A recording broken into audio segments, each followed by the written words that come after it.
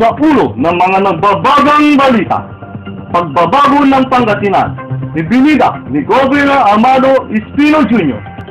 Soka ni Mayor Lim, inisnab ng sangguniang panunsod. Premiadong broadcaster ng GMA Network, pinangunahan ang isang seminar.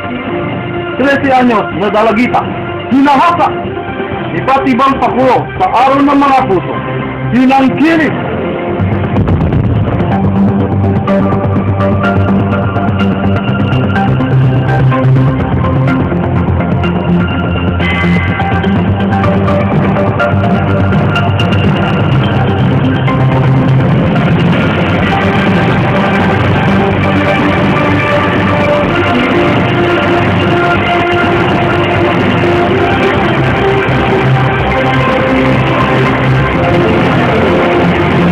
Balitang inaabangan, balitang pinagkakatiwalaan, balitang may paninindigan.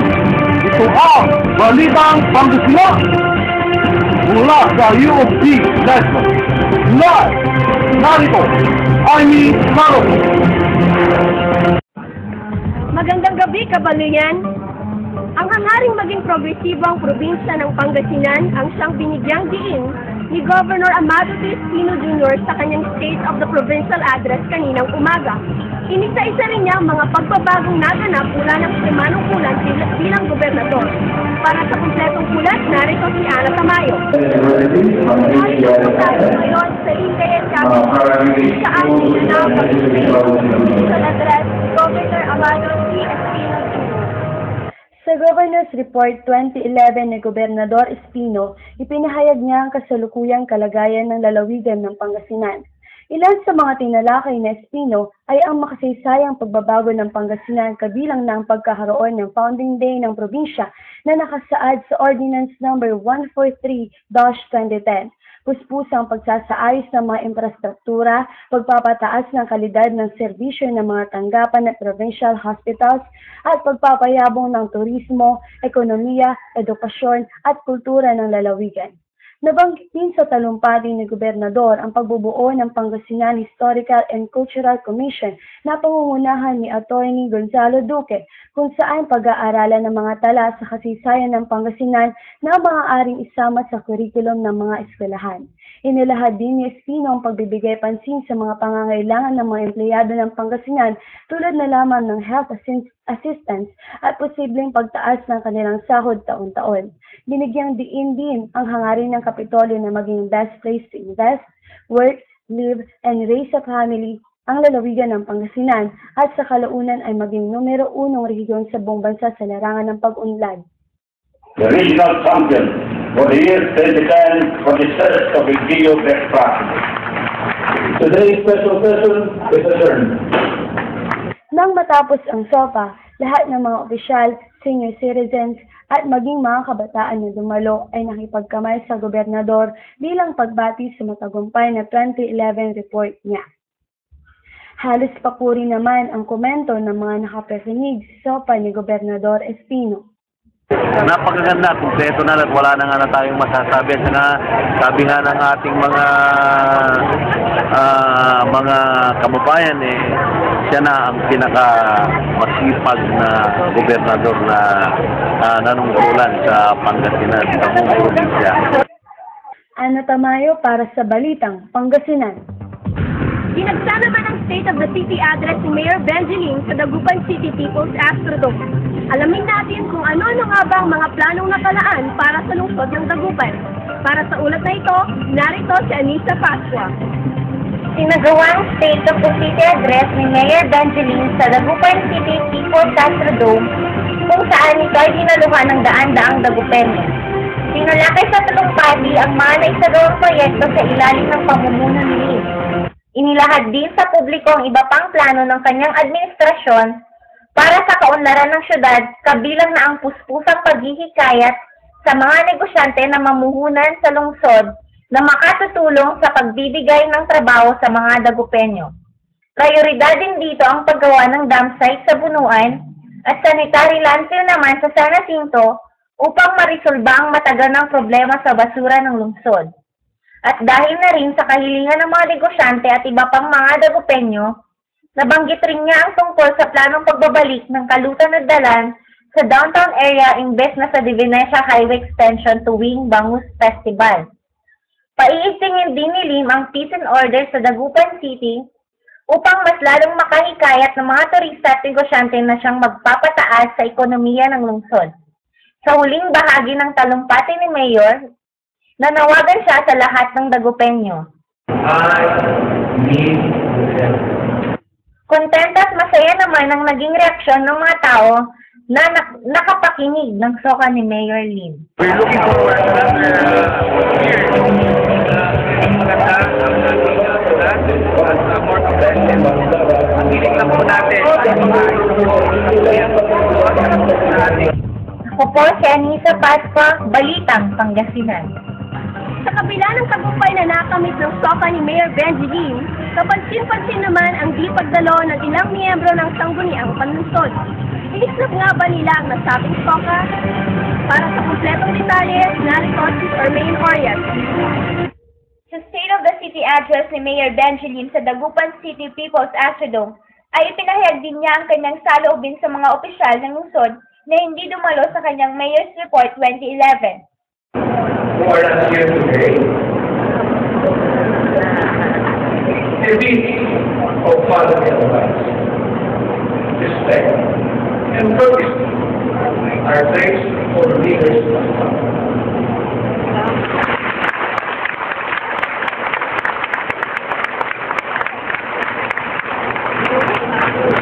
If not respect for another person, at least respect for the office to which they were elected. But for now, itigil muna ang pag-uwi. Habang ginaganap ang naturang soka, ay nagsasagawa naman ng regular session ang sangguniang panlungsod na pinapangunahan ni Vice Mayor Belen Fernandez. Naging usap-usapan tuloy ang dahilan ng hindi pagsipot ng mga opisyales. Ayon kay City Administrator Vlad Mata, nirerespeto nila kung anuman ang dahilan ng ilang kasapi ng sangguniang panlungsod sa hindi pagdalo sa naturang soka. Ngunit may ipinakausap lamang si Mata. Sana after ito, sama-sama para Maging si Councilor Red Erfe Mejia ay may ipinakausap din. alam po natin, sa ating alam po natin lahat na maganda ang plano at magpapila ang bigay ng ating mayor. Nang amin namang kapanayamin si Mayor Lim, pabiro pa niyang sinabi ang sa tingin niya ay dahilan ng hindi pagsipot ni Vice Mayor Belen Fernandez. Ano naman po masasabi niya sa hindi po pagdalo ng ating Vice Mayor ang mga councilor? Siguro meron siyang date dahil Depensa naman ng SP, ang City Mayor mismo ang hindi dumalo sa kanyang city address na dapat sana ay gaganapin sa regular session ng sangguniang panlungsod sa Session Hall at hindi sa Dagupan City People's Astrodome. Ang sanggunian po, panglungsod po, na nakapapaloob sa ating batas sa local government code na kami po ang mag-set ng kung saan as majority decision kung saan nais po namin ganapin, kung saan namin nakikita mas maganda ito maganap kung kailan. No, so, it's unfortunate na hindi po nakadalo ang ating mayor sa ating SOCA. Makikita nga na pinaghandaan ng mga nasabing kasapi ng sangguniang panlungsod ang soka ni Mayor Lim sa Session Hall. Tama po yun, kami ay nagpadala ng invitation sa kanila, kami ay nag-prepare, expecting that he will come. Para sa Balitang Pangasinan, ako si Charmaine Arias. Good news po para sa mga Pangasinense dahil patuloy pa rin po ang pagkikot ng livelihood program ni Vice Governor Jose Ferdinand Canlim. At sa pagkakataong ito, ang bayan naman ng Santa Barbara ang kanilang tinulungan. Nakatutok, Mary J. Diaz. Patuloy na umiikot sa iba't ibang bayan ng Pangasinan ang livelihood project ni Vice Governor Jose Ferdinand Canlim. At sa pagkakataong ito, ang mga mamamayan sa bayan ng Santa Barbara ang natulungan ng nasabing proyekto. Humigit kumulang 30 tao ang dumalo sa 3 araw na seminar ukol sa health and beauty. Ang aim ng program, kanyang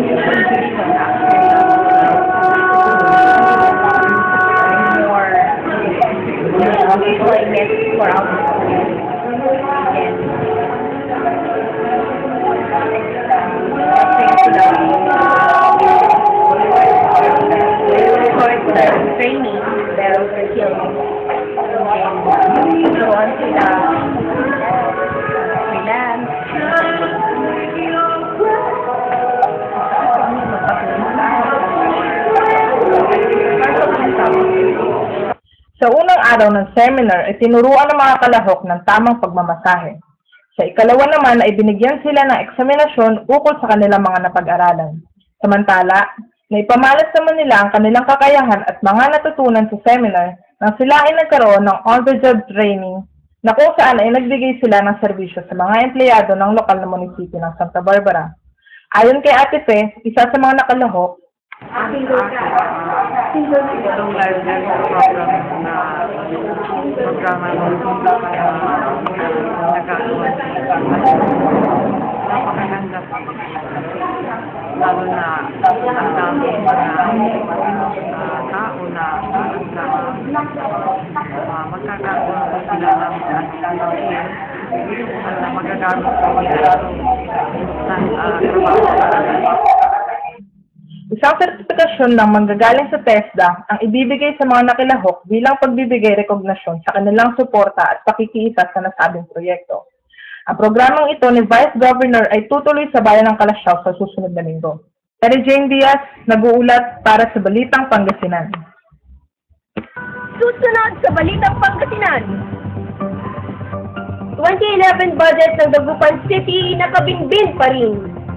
13 anyos sa Dalagita, ginahasa. At sinresinan itinanghal. Iba't ibang pakulo sa Valentine's Day, ating alamin, at Donaire, bagong Bantamweight Champion, sa pagbabalik ng Balitang Pangasinan. Ang para-pangya, ang kamao ko, pangpasaya, pangkwela, panglambing, at higit sa lahat, pang-chicken McDo. Magpapakamay ka. Deep fried to perfection. Kaya crunchy, juicy, tasty. Lasa pang sarap mula balat hanggang buto. Itong kamao ko, pang-take out. Pang-para-pangyaw. Yes, I actually had the experience of the very theory and the system, which give you idea how orders scale up. I discovered Babel's by my eyes and... Hello. Oh, hello. Ma'am. Hello ka na naman. Nagpapawisyal ka. Hindi ka naman. Ma'am. Siyempre na ako. Ma'am. Hindi ka naman. Ma'am. I love you. Kalayan ako. Pupulang. Ano ba baka maiwan mo?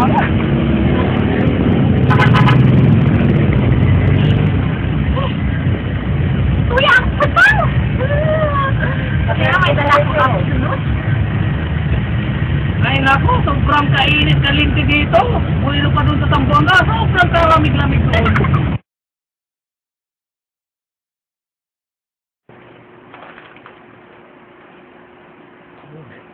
Ang sarap. Uy, si Marcus, new bacon steak from Marcus.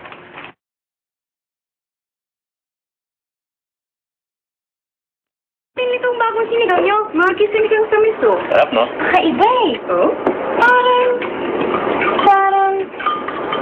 Parang may isang anghel sa aking labi na nakalutang sa ulap at nangingiliti. Kung ang alat tatasin ng buhay ay tulad ng hain ni inay, suspecha ko bundoy, magiging mapayapa at masaya. New Maggi Sinigang sa Miso. Sige nga, i-describe mo.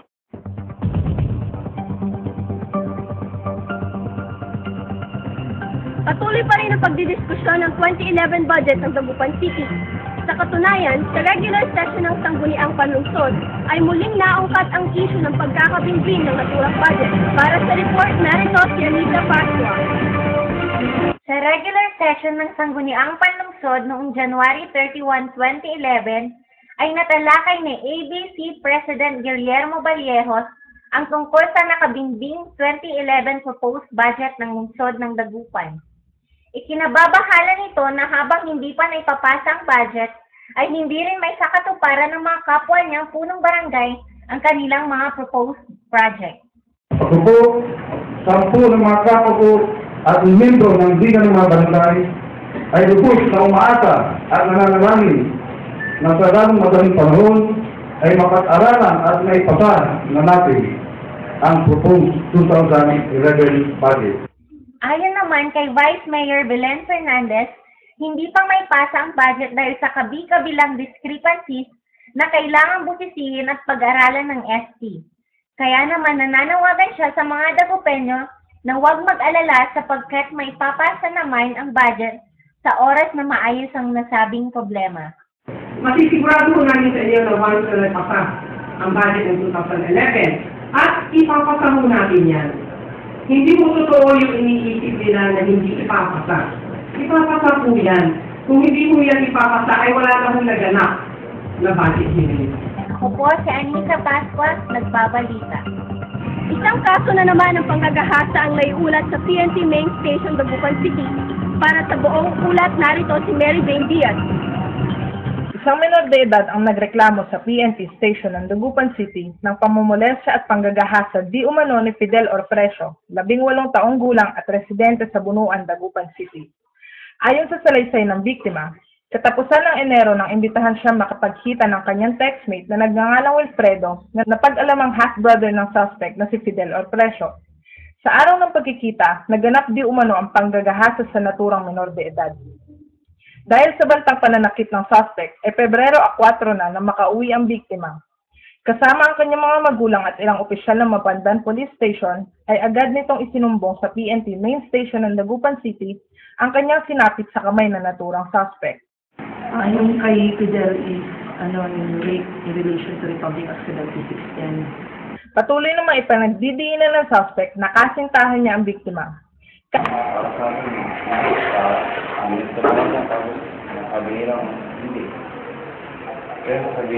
Sabihin niya daw yung babae. Hindi naman magbigay ng pahalagang nasa kabilang panig. Ang kakasuhan naman ng acts of lasciviousness na maaaring makulong ng 1 hanggang 6 na taon ng suspect kung mapapatunayan. Ito po si Mary Jane Diaz mula sa Dagupan City Police Station sa Puulan. Inumpisahan na nga ni Governor Aquino ang hangaring mapagyaman ng kultura at kasaysayan ng Pangasinan sa pamamagitan ng isang theater play na kung saan tampok ang iba't ibang katutubong sayaw at tradisyon ng mga Pangasinense. Pag-uulat, Mary Jane Diaz. Misulang naglakbay pabalik sa nakaraan ang mga Pangasinense na matunghayan ang Asinad-Asinan, ang kauna-unahang full-length cultural and musical theater play na inilunsad ng Kapitolyo ng Pangasinan sa eleganteng season auditorium. Ang naturang palabas ay naglalayong muling buhayin ng makulay na kasaysayan at kultura ng Pangasinan na unti-unting naibabaon sa limot bunsod ng modernisasyon.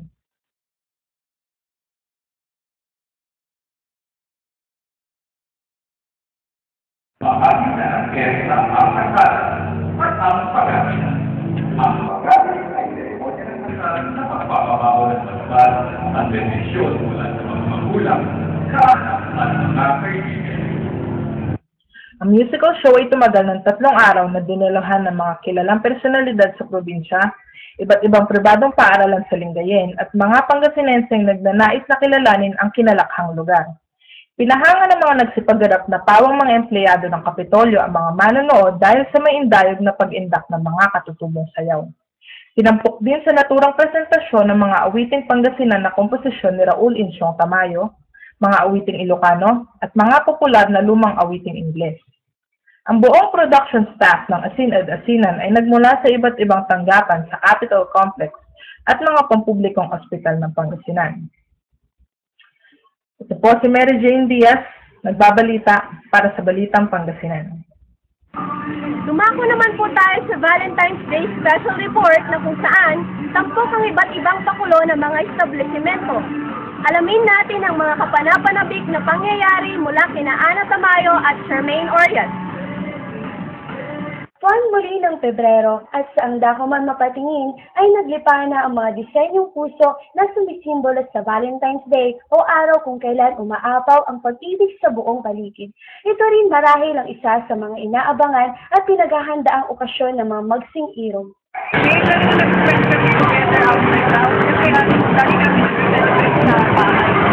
Ngunit bukod dito ay tampok din ang iba't ibang pakulo ng mga establishmento tulad na lamang ng isang perfume store na nagbigay ng 30% discount sa lahat ng panindang imported perfumes. Ilang fast food chain rin ang naghandog ng promo tulad ng Valentine's Feast promo at Love at First Bite. Kinagiliwan naman ng mga customers ang handog ng live band ng isang sikat na fast food chain sa Dagupan. Hindi rin nagpahuli ang isa pang kainan kung saan ay maaari kang magdikit ng mga love messages sa glass na isinulat sa mga papel na hugis puso. Hi! Tunay lang, love is in the air ngayong araw ni Cupido. Ana Tamayo para sa Balitang Pangasinan. Karaniwan na sa mga Pinoy ang pagbibigay ng rosas, tsokolate at romantikong date sa kani-kanilang mga kasintahan sa araw ng mga puso. Ngunit para sa ilang walang boyfriend o girlfriend, ito ay isa lamang tipikal na araw. Tingin ko hindi ko ma-associate yung word na celebrate sa Valentine's kasi what for? I just consider the Valentine's Day as a typical day of my life. Ordinary days like yesterday, last week, so there's no reason naman for you para celebrate Valentine's. So it's just an ordinary day. Ngunit para sa ilan, ang Valentine's Day ay hindi lamang para sa mga magsing-irog, kundi dapat din ito ipagdiwang kasama ang kanya-kanyang pamilya. Gaya na lamang ng pamilyang De Guzman na taon-taong lumalabas sa tuwing sumasapit ang araw na ito.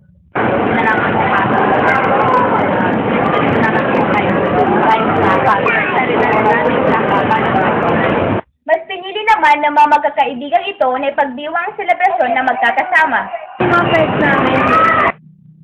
Iba-iba man tayo ng paraan ng pagdiriwang, ang mahalaga ay laging naghahari ang pag-ibig sa ating mga puso.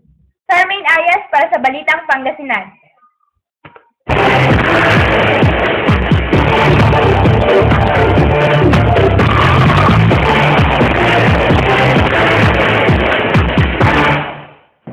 Para sa sports news, Donaire pinatumba ang kalaban sa ikalawang round pa lamang. Isang tagumpay na naman ang nakamit ng Pilipinas nang patumbahin sa ikalawang round ni bantamweight fighter Nonito the Filipino Flash Donaire ang Mexicanong katunggali na si Ferdinand Montiel sa kanilang 12-round fight sa Mandalay Bay Resort sa Las Vegas. Sa unang round pa lang ay kita na ang pagiging dominante ni Donaire laban sa dayuhang katunggali. Ang left hook na binatawan ni Donaire sa ikalawang round ang nagpatumba sa nasabing Meksikano. Sa pagbangon ni Montiel bago ang 10 count ay labis na niyang ininda ang mga sunod na suntok mula kay Donaire na naging dahilan ng pagpapatigil ng referee sa bakbakan. Itinanghalang Pinoy bilang bagong World Boxing Council at World Boxing Organization Bantamweight Champion. Susunod sa Balitang Pangasinan, 8 pares ng kandidata nagpatalbugan sa CSS pageant. Premiadong broadcasters ng GMA Network pinangunahan ng isang seminar. R&B singer, ikakasal na nga ba? Alamin ang lahat ng iyan sa pagbabalik ng Balitang Pangasinan.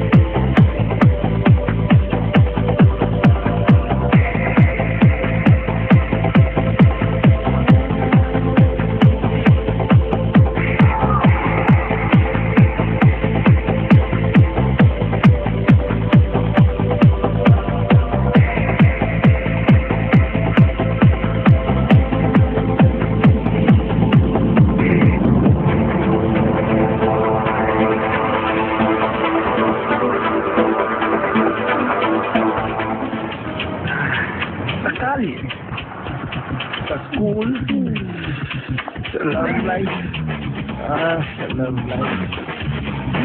When the going gets tough, let's go blend champagne. Drink Coke and wear a smile every day. Look into the crowd and win Coke Smile shirts from Bench and Coke products instantly. Millions to be given away.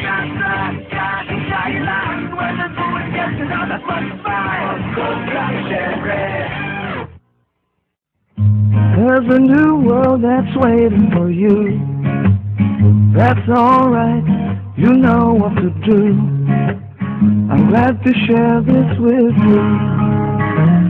A cup in hand, where it comes to my bite. A cup in hand, tumambay lang for a while. Let's mix, let's talk, one moment, one Nescafe.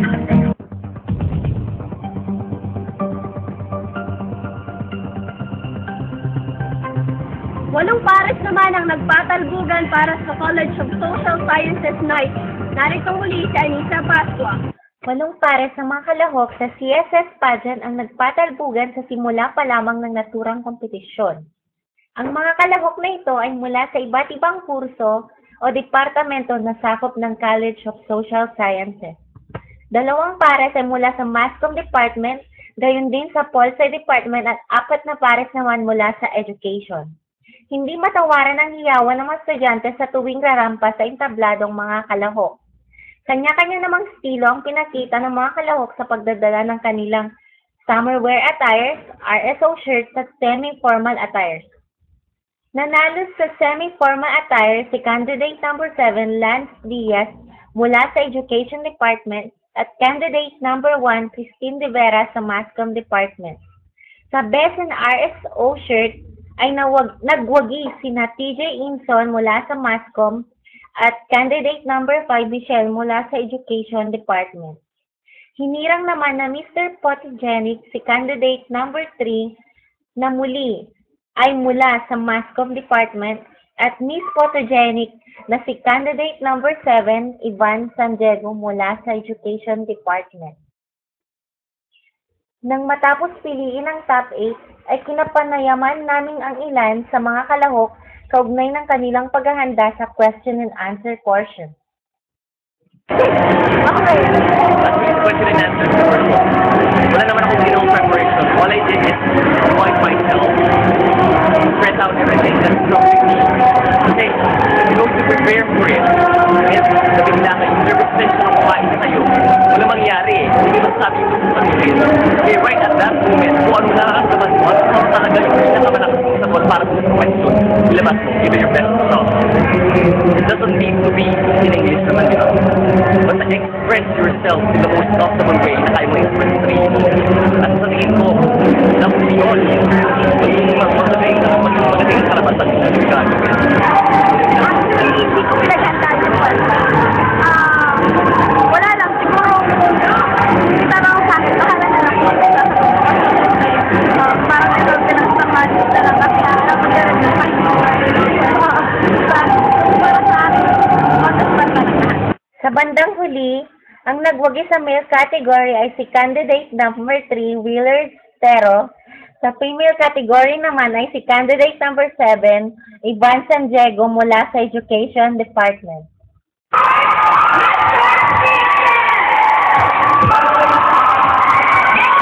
Ako po si Anissa Pascua, nag-uulat. Binigyan ng karagdagang kaalaman ukol sa pamamahayag ang mga estudyanteng dumalo sa isang seminar na pinangunahan ng 2 batikang broadcasters ng GMA, nakatutok Charmaine Arias. Pinangunahan ng batikang reporter at dokumentarista ng GMA Network na si Rafi Tima at DZWB radio announcer na si Alan Gatos ang idinaos na seminar sa Archbishop Cruz Hall ng Lay Formation Center sa Bunuan, Dagupan City. Ang naturang seminar ay tumalakay sa karera ng isang broadcaster at mga konsepto sa makabagong dokumentaryo. Ito ay naglalayon na mabigyan ng karagdagang kaalaman ang mga estudyante ukol sa buhay ng isang mamamahayag. Sa buong panahon ng seminar ay atentibong nakinig ang mga panauhin sa mga payo ng mga tagapagsalita. Aminado si Mr. Alan Gatos na sadyang napakahirap ang maging journalist dahil kinakailangan ang maraming oras at sakripisyo para matugunan ito. Kaya naman, ang kanyang may papayo sa mga panauhin na nais sumabak sa mundo ng journalismo ay, kapag create dito sa ginagawa mo, kapag gusto mo yung ginagawa mo, hindi mo nararamdaman yung pagod. ang nasabing seminar ay dinaluhan ng humigit kumulang 230 na estudyante mula sa iba't ibang pampubliko at pribadong paaralan sa Pangasinan. Ito naman ay inorganisa ng University of Pangasinan Association of Communication Students o UPACS na pinamumunuan ng presidente nitong si Michael John Season at ni Professor Ogie Manzano, Department Head ng University of Pangasinan, MASCOM. Allow me to applause for our MASCOM students. Dahil natatito ngayon sa Information Center sa Taguban City kung saan naganap ang seminar at wala kayo sa mga karera ng isang broadcaster at mga issue at konsepto ng mga bagong dokumentaryo. Kaugnay nga nito ay kasama natin ang isa sa mga batikang tagapagpalitan ng GMA7, Mr. Rafi Tima. Good evening, sir. Sino po yung nag-usok sa inyo para pumunta dito sa aktibidad na parlaan para sa mga future journalists?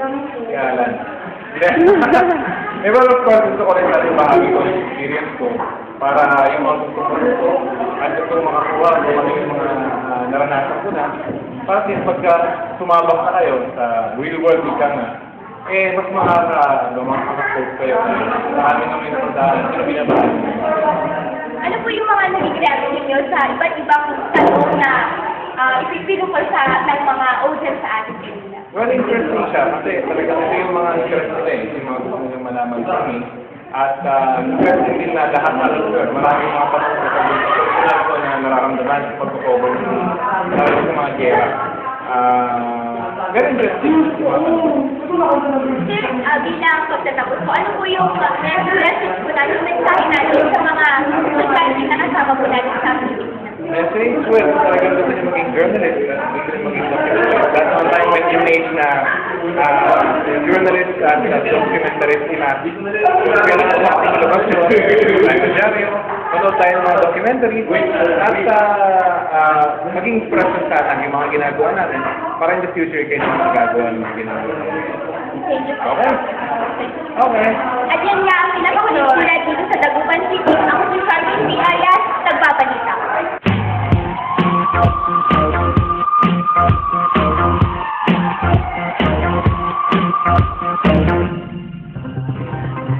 Alamin naman natin ang latest news sa showbiz mula kay Ana Tamayo. Makalipas ang 5 taon bilang magkasintahan ay engaged na nga sina R&B Princess Kyla at PBA player Rich Alvarez. Kamakailan sa Party Pilipinas ay kinumpirma mismo ng dalawa ang romantikong wedding proposal na naganap sa isang hotel na sinaksihan ng kani-kanilang mga magulang. Hindi raw inaasahan ng R&B singer ang nasabing proposal, kaya naman luha na lang ang tanging naisagot ni Kyla sa alok na kasal ng kanyang long-time boyfriend. Ayon sa dalawa, ay wala pang eksaktong petsa at lugar ng kasal, ngunit tiniyak na magaganap ang kanilang church wedding ngayong taon. Ana Tamayo para sa Balitang Pangasinan. At iyan ang pinakahuling balita na aming nakalap sa buong Pangasinan. Ito pong muli sa Anya Rocco para sa Balitang Inaabangan, Balitang Pinagkakatiwalaan, Balitang May Paninindigan. Ito ang Balitang Pangasinan.